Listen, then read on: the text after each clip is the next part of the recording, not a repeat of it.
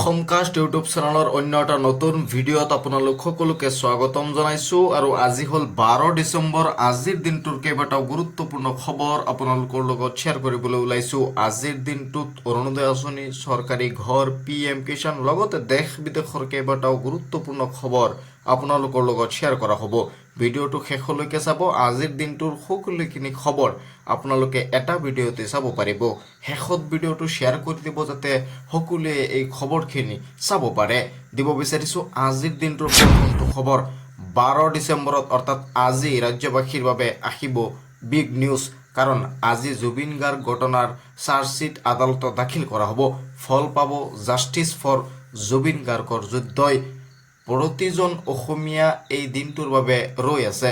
12 ডিচেম্বৰৰ বাবে প্ৰতিজন অসমীয়াই ৰৈ আছে, কাৰণ প্ৰতিজন অসমীয়াই জানিব বিচাৰে যে আচলতে ছিংগাপুৰত জুবিন গাৰ্গৰ সৈতে হৈছিল কি। সেইটোৱে আজি অৰ্থাৎ 12 ডিচেম্বৰ তাৰিখে জানিব পাৰিব। জুবিন গাৰ্গ ঘটনাৰ চাৰ্জশ্বিট আজি আদালতত দাখিল কৰা হ'ব আৰু এতিয়াৰে পৰা পুলিচৰ কাম শেষ হৈছে বুলি ৰাজ্যৰ মুখ্যমন্ত্ৰীগৰাকীয়ে ঘোষণা কৰিছে। এতিয়া আদালতত এই বিচাৰ উঠিব আৰু আদালতে এই বিচাৰ সম্পন্ন কৰিব। প্ৰতিজন ভাৰতীয়ৰ দৃষ্টি নিবদ্ধ হৈ আছে 12 ডিচেম্বৰৰ দিনটোত, কাৰণ 12 ডিচেম্বৰত অৰ্থাৎ আজি দাখিল কৰা হ'ব জুবিন গাৰ্গ ঘটনাৰ চাৰ্জশ্বিট। ৰাইজৰ পদূলিৰ পৰা আদালতলৈ ধাৱমান হ'ব এই যুদ্ধ। দিব বিচাৰিছোঁ অন্য এটা গুৰুত্বপূৰ্ণ খবৰ যে সদনত গৰজি উঠিল কংগনা ৰানাৱট। EVM নহয়, জনতাৰ হৃদয় শেষ কৰে প্ৰধানমন্ত্ৰীগৰাকীয়ে। লোকসভাৰ মজিয়াত গৰজি উঠিল সাংসদ কংগনা ৰানাৱট। EVM নহয়, জনতাৰ হৃদয় শেষ কৰে প্ৰধানমন্ত্ৰী নৰেন্দ্ৰ মোদীয়ে। সদনত বিৰোধীয়ে কেৱল বিশৃংখলতাৰহে সৃষ্টি কৰে বুলি এই সাংসদজনে উল্লেখ কৰিছে। বিৰোধী দলপতি ৰাহুল গান্ধীক তীব্ৰ সমালোচনা কংগনাৰ। হাৰিয়ানাৰ নিৰ্বাচনত এগৰাকী মহিলাৰ ফটোক লৈ ৰাহুল গান্ধীয়ে যি পৰিৱেশৰ সৃষ্টি কৰিছিল সেয়া অত্যন্ত দুখজনক আছিল বুলি উল্লেখ কৰিছে। কোনো তথ্য প্ৰমাণ নোহোৱাকৈ মহিলাৰ প্লে কাৰ্ড লৈ অপমান কৰিছিল। কংগ্ৰেছে কেৱল মহিলাক অপমানহে কৰিব পাৰে। এগৰাকী মহিলা সাংসদ হিচাপে এই কথাক লৈ অত্যন্ত লজ্জিত। মহিলাৰ সুৰক্ষাৰ কাৰণে প্ৰধানমন্ত্ৰীয়ে বহু অভিলাষী আঁচনি আনিছে। বেটি বচাও বেটি পঢ়াও আঁচনিৰ পৰা উজ্জ্বলা আঁচনি পৰ্যন্ত অভিলাষী আঁচনি আনিছে প্ৰধানমন্ত্ৰীগৰাকীয়ে। কিন্তু যেতিয়াই নিৰ্বাচনত হাৰে তেতিয়াই কংগ্ৰেছে অভিযোগ আনে EVMৰ ওপৰত। কংগ্ৰেছৰ এই চৰিত্ৰ এতিয়াৰ নহয়। EVMৰ পৰিৱৰ্তে জনতাৰ হৃদয় শেষ কৰে প্ৰধানমন্ত্ৰী নৰেন্দ্ৰ মোদীয়ে। এই মন্তব্য সাংসদ কংগনা ৰানাৱটৰ। দিব বিচাৰিছোঁ আন এটা উচ্ছেদৰ ব্ৰেকিং নিউজ যে বহুমহলীয়া অট্টালিকাত চলিব বুলডোজাৰ, কঠোৰ সীমন্ত চৰকাৰ। বেদখলকাৰীৰ বিৰুদ্ধে চহৰে নগৰে কঠোৰ সীমন্ত চৰকাৰ। চৰকাৰী মাটিত স্থাপন কৰা অট্টালিকা, দোকানত হাতোৰাৰ কোব। 3 মাহ জাননীৰ পাছতো আঁতৰি যোৱা নাছিল বেদখলকাৰী। শিলচৰৰ তাৰাপুৰত কলনীত লোক নিৰ্মাণ বিভাগৰ উচ্ছেদ অভিযান। জুপুৰি বস্তি নহয়, কেইবামহলীয়া অট্টালিকাত এতিয়া চলিব চৰকাৰৰ বুলডোজাৰ। বেদখলকাৰীৰ বিৰুদ্ধে চহৰে নগৰে কঠোৰ সীমন্ত চৰকাৰ। বেদখলৰ বিৰুদ্ধে এতিয়া চহৰে নগৰে কঠোৰ হৈছে ৰাজ্যৰ মুখ্যমন্ত্ৰী ডক্টৰ হিমন্ত বিশ্ব শৰ্মাই। জুপুৰিগড়ত নহয়, এতিয়া কেইবামহলীয়া অট্টালিকাত চলিব চৰকাৰৰ বুলডোজাৰ। দিব বিচাৰিছোঁ আন এটা গুৰুত্বপূৰ্ণ খবৰ। বহু অপেক্ষাৰ পাছত আজি অৰ্থাৎ 12 ডিচেম্বৰ তাৰিখে BTCৰ লাখ লাখ মহিলাই পাব অৰুণোদয় আঁচনি। BTCৰ লাখ লাখ মহিলাৰ বাবে ডাঙৰ খবৰ। 12 ডিচেম্বৰত BTCত আৰম্ভ হ'ব অৰুণোদয় আঁচনি, অৰ্থাৎ আজি অৰুণোদয় আঁচনি ৰাজ্যৰ মুখ্যমন্ত্ৰী ডক্টৰ হিমন্ত বিশ্ব শৰ্মাৰ শুভাৰম্ভণি কৰিব BTCত, আৰু BTCৰ লাখ লাখ মহিলাৰ একাউণ্টত এতিয়া অৰুণোদয় আঁচনিৰ ধন সোমাব। নিৰ্বাচনৰ বাবে যি কাম কাজ BTCত ষ্টপ হৈ আছিল, হ'ব পৰা নাছিল, সেই কাম এতিয়া BTCত আৰম্ভ হ'ব। আৰু আজি 12 ডিচেম্বৰ তাৰিখে BTCত আনুষ্ঠানিকভাৱে মুকলি কৰা হ'ব অৰুণোদয় আঁচনি। প্ৰতিগৰাকী মহিলাই লাভ কৰিব 1250 টকাকৈ ধন। BTCত এতিয়াৰে পৰা মহিলাসকলে অৰুণোদয় আঁচনিৰ সুবিধা পাব। নিৰ্বাচনৰ বাবে ৰৈ যোৱা সকলো উন্নয়নমূলক কাম আৰম্ভ হ'ব BTCত। নিৰ্বাচনৰ বাবে BTCত যি কাম স্তব্ধ হৈ আছিল, ষ্টপ হৈ আছিল, সেই কাম এতিয়াৰে পৰা আৰম্ভ হৈ যাব। আৰু আজি শুভাৰম্ভণি কৰিব অৰুণোদয় আঁচনিৰ, আৰু BTCৰ মহিলাসকলৰ একাউণ্টত 1250 টকাকৈ সোমাই যাব। মুখ্যমন্ত্ৰী ডক্টৰ হিমন্ত বিশ্ব শৰ্মাই কৰিলে ডাঙৰ ঘোষণা। আজি মুখ্যমন্ত্ৰীগৰাকীয়ে BTCত অৰুণোদয় আঁচনিৰ শুভাৰম্ভণি কৰিব আৰু 10 তাৰিখৰ পৰা অৰুণোদয় আঁচনিৰ টকাসমূহ আৰম্ভ কৰিছে। আপুনি অৰুণোদয় আঁচনিৰ টকা পাইছে নে নাই এটা কমেণ্টছ কৰি মোক জনাবলৈ নাপাহৰিব। কালি ভিডিঅ'টোত বহুতে কৈছে যে অৰুণোদয় আঁচনিৰ টকা পোৱা নাই। আজি আপোনাৰ বেংকৰ একাউণ্টত টকা সোমাইছে নে নাই, আপুনি টকা পাইছে নে নাই, ক'ৰ পৰা চাই আছে কমেণ্টছ কৰি মোক জনাবলৈ নাপাহৰিব। কাৰণ ইতিমধ্যে বহুতে মোক জনাইছে যে টকা অলৰেডি সোমাই গৈছে। আপোনাৰ টকা সোমাইছে নে নাই অৰুণোদয় আঁচনিৰ এই বিষয়ে এটা কমেণ্টছ সৰুকৈ কৰি মোক জনাই দিবলৈ নাপাহৰিব। আৰু আজি 12 ডিচেম্বৰ, আজি BTCত নতুনকৈ লাখ লাখ মহিলাই অৰুণোদয় আঁচনিৰ সুবিধা পাবলৈ সক্ষম হ'ব আৰু অৰুণোদয় আঁচনিৰ 1250 টকা প্ৰতিগৰাকী মহিলাই লাভ কৰিব BTCত। দিব বিচাৰিছো আন এটা গুৰুত্বপূৰ্ণ খবৰ। সংজ্ঞাতাৰে কেতিয়াও সমাজ শক্তিশালী কৰিব নোৱাৰি। স্বাভিমান বুকুত লৈ মিলা প্ৰীতিৰে সকলো জীয়াই থাকক। সংজ্ঞাতাৰে কেতিয়াও সমাজ শক্তিশালী কৰিব নোৱাৰি। সমন্বয়ৰ যোগেদিহে সমাজ শক্তিশালী কৰিব পাৰি। আমাক শক্তিশালী বাতাবৰণ সৃষ্টি কৰিবলৈ হ'লে সমন্বয় লাগিবই। আমি সকলোৱে একেলগে মিলা প্ৰীতিৰে থাকিব লাগিব। শ্ৰীমন্ত শংকৰদেৱৰ সমন্বয়ৰ বাণী আগত লৈ আমি আগবাঢ়ি যাব লাগিব। অসমত আৰু অবৈধ বিদেশীৰ দপদপনি নচলিব। বিজেপি চৰকাৰে কাৰো লগত আপোচ নকৰে। আজি অসমীয়া জাতি সম্পূৰ্ণ সুৰক্ষিত। অসমত কেৱল বৈধ নাগৰিকহে থাকিব লাগিব। কংগ্ৰেছে কেতিয়াও অসম চুক্তিক গুৰুত্ব দিয়া নাছিল। অসম চুক্তিৰ বাবে যি কৰিছিল সেয়া কেৱল ডাবল ইঞ্জিন চৰকাৰেহে কৰিছিল। মোৰ কাৰ্যকালত জাতি মাটি ভেটি ৰক্ষাৰ সংকল্প লৈছিলোঁ। এতিয়া আৰু অসমীয়া জাতিয়ে পিছফালে উভতি নাচায়। অসমীয়া জাতিয়ে স্বাভিমান বুকুত লৈ শক্তিশালীভাৱে আগবাঢ়ি যাব। উত্তাপ্ত ভাষণ কেন্দ্ৰীয় মন্ত্ৰী সৰ্বানন্দ সোণোৱালৰ। তেওঁ উল্লেখ কৰে যে অসমীয়া জাতিয়ে স্বাভিমান বুকুত লৈ শক্তিশালীভাৱে আগবাঢ়ি যাব লাগিব। এনেদৰে ভাষণত তেওঁ উল্লেখ কৰে কেন্দ্ৰীয় মন্ত্ৰী সৰ্বানন্দ সোণোৱাল তথা অসমৰ প্ৰাক্তন মুখ্যমন্ত্ৰী সৰ্বানন্দ সোণোৱালে। অসমীয়া জাতিয়ে স্বাভিমান বুকুত লৈ শক্তিশালীভাৱে আগবাঢ়ি যাব লাগিব। এতিয়া আৰু অসমীয়া জাতিয়ে পিছফালে উভতি নাচায়। মোৰ কাৰ্যকালত জাতি মাটি ভেটি ৰক্ষাৰ সংকল্প লৈছিলোঁ। অসম চুক্তিৰ বাবে যি কৰিছে সেয়া কেৱল ডাবল ইঞ্জিন চৰকাৰেহে কৰিছে, অৰ্থাৎ বিজেপি চৰকাৰেহে কৰিছে। কংগ্ৰেছে কেতিয়াও অসম চুক্তিক গুৰুত্ব দিয়া নাছিল বুলি উল্লেখ কৰিছে কেন্দ্ৰীয় মন্ত্ৰী সৰ্বানন্দ সোণোৱাল।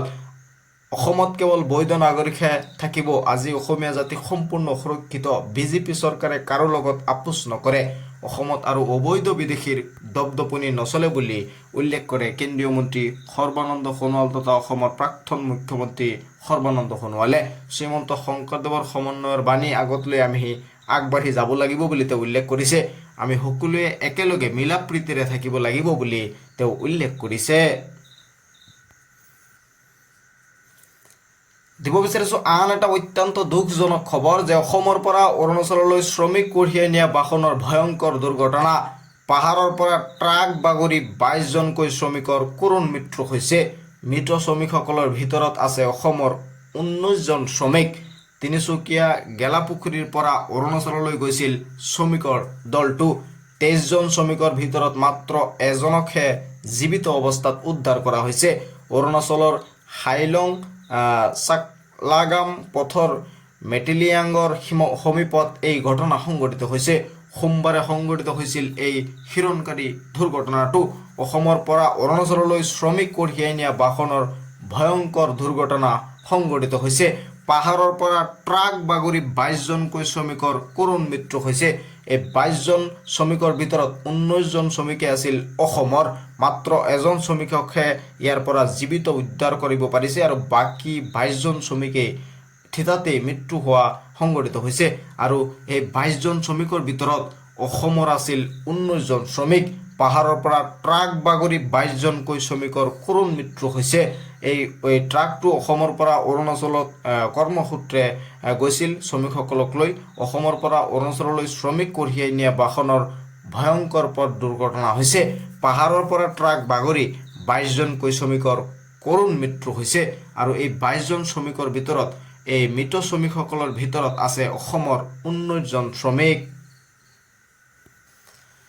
দিব বিচাৰিছো আন এটা গুৰুত্বপূৰ্ণ খবৰ। মুছলমানে দেখুৱালে চমক। বাবৰি মছজিদ নিৰ্মাণৰ বাবে দিলে কোটি কোটি অনুদান। কোটি কোটি অনুদান দিছে মুছলমান লোকে। এই পৰ্যন্ত বাবৰি মছজিদ নিৰ্মাণৰ বাবে আহিছে 3 কোটি অনুদান। এই মুহূৰ্তৰ এটা গুৰুত্বপূৰ্ণ খবৰ আপোনালোকৰ লগত শ্বেয়াৰ কৰিবলৈ মই ওলাইছোঁ যে এই পৰ্যন্ত বাবৰি মছজিদ নিৰ্মাণৰ বাবে আহিছে 3 কোটি টকা অনুদান।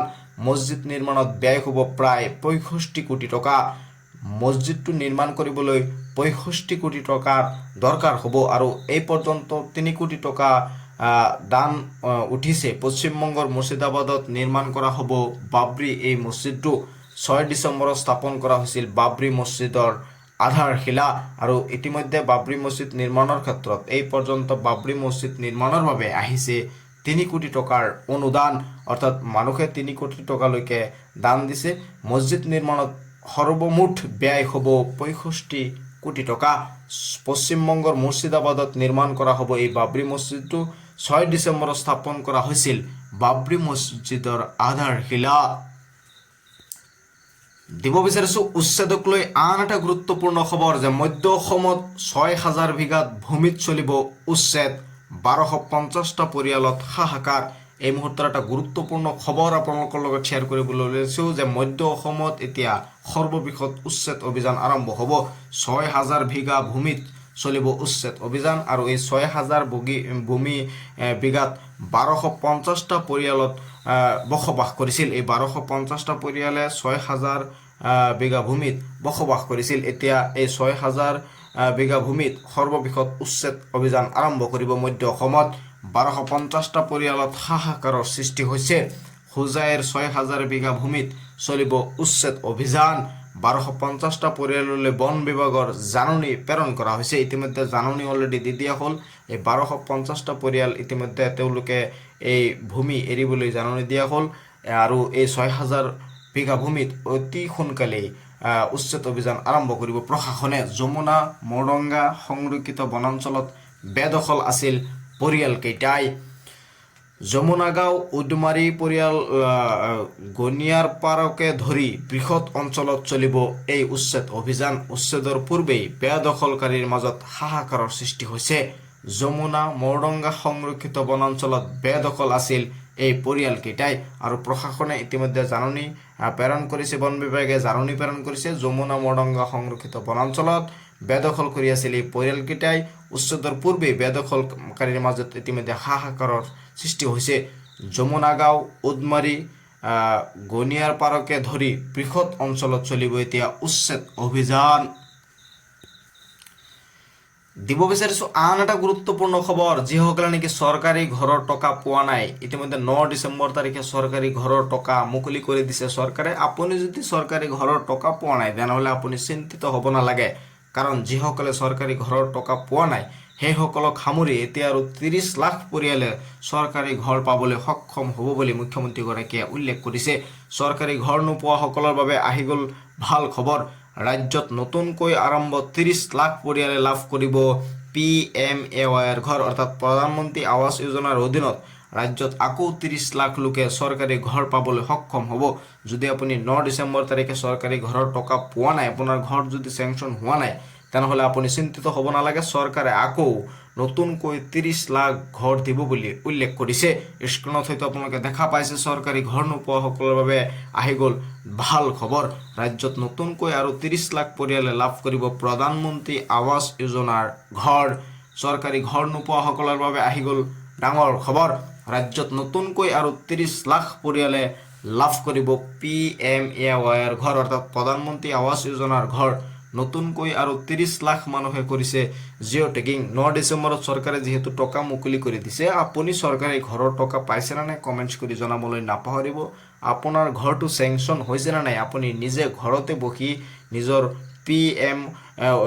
যিটো PMAYৰ ID আছে সেই ID দি আপুনি মোবাইলতো অফিচিয়েল ৱেবছাইটত চেক কৰিব পাৰিব। চেংচন হ'লে আপুনি চিন্তিত হ'ব নালাগে, অতি সোনকালে আপোনাৰ টকা সোমাই যাব। আৰু যদি আপুনি টকা পাইছে তো কমেণ্টছ কৰি মোক জনাবলৈ নাপাহৰিব। প্ৰস্তুত কৰিব নতুন হিতাধিকাৰীৰ তালিকা।